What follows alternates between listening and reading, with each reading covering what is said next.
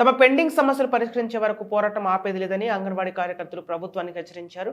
జీవీఏఎంసీ గాంధీ విగ్రహం వద్ద చేపడుతున్న రిలే నిరాహార దీక్షలు బుధవారం నాటికి 9వ రోజుకు చేరుకున్నాయి.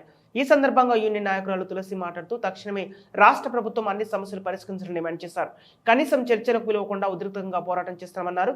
అంగన్వాడీల న్యాయమైన డిమాండ్లు పరిష్కరించకపోతే సమ్మె మరింత ఉధృతం చేస్తామన్నారు. ఈ కార్యక్రమంలో పలువురు అంగన్వాడీ కార్యకర్తలు, టీచర్లు, ఆయాలు పాల్గొన్నారు.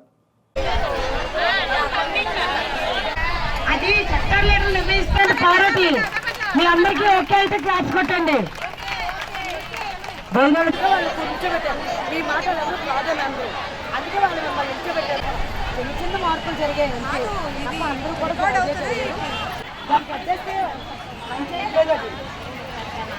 మన ప్రాజెక్ట్ లీడరు, ప్రాజెక్ట్ లో ప్రెసిడెంట్. ఈరోజు అంగన్వాడీల సమ్మె 9వ రోజుకు చేరిందండి. ఈ రోజు వరకు కూడా రాష్ట్ర ప్రభుత్వం చర్చలకు పిలవడం లేదు, మా సమస్యలు అయితే తీర్చలేదు.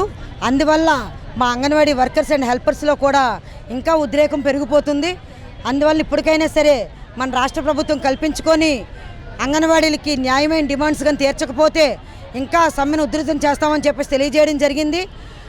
మా న్యాయమైన డిమాండ్స్ కనీస వేతనం 26,000 రూపాయలు ఇవ్వాలి, అలాగే గ్రాడ్యుటీ అమలు చేయాలి, ఉద్యోగ భద్రత కల్పించాలి.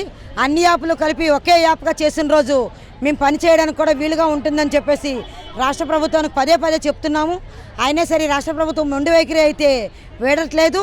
అందువల్ల ఇక్కడ నుండి ఈ రోజు అయితే అంగన్వాడీలు 9వ రోజుగా భిక్షాటన చేశాము. ఎందువల్ల చేశామంటే రాష్ట్ర ప్రభుత్వం ఇస్తున్న జీతానికి మాకు భిక్షాటం తప్ప మరో దారి లేదని చెప్పేసి తెలియపరచడం కోసం ఈరోజు భిక్షాటన చేయడం రాష్ట్రం మొత్తం మీద కూడా జరిగింది.